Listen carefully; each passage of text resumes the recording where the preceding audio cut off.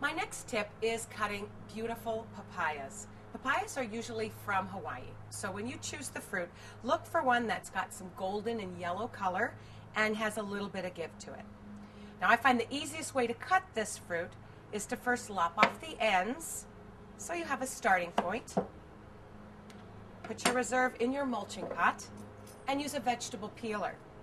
You take the peeler and you just simply peel all the way around to expose the fruit. And I like to give a couple of peels just to get rid of the rind. The rinds and the flavors right next to it are not as fantastic as the beautiful fruit inside of it. And it goes fairly quickly, especially if you get a fairly firm one and you're not going to lose it in your hands as you're doing the task.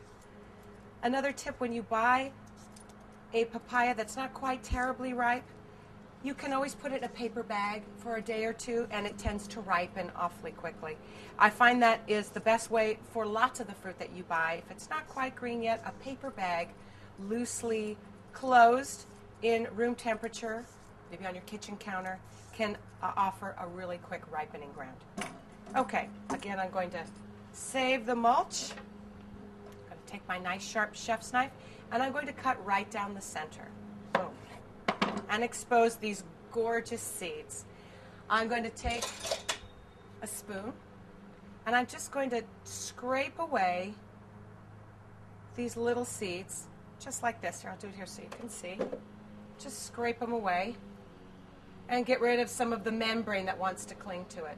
And you expose this nice little boat. Now, these boats are a great way to display, say, a chicken salad, a curry chicken salad, or tuna salad, or something like that if you've got a tropical theme going. All right? Then with my handy chef's knife, I'm going to take the fruit, and I'm going to turn it upside down. I'm going to cut it into sections, about the same size so it's consistent. All right? And I'm going to take the fruit and just cut nice chunks so that when you're done with them, they look about the same. Ooh, this one's really juicy, so that means you have to taste it. If it's not perfect, that gives you permission to taste your food. It's very delicious. Catering 101.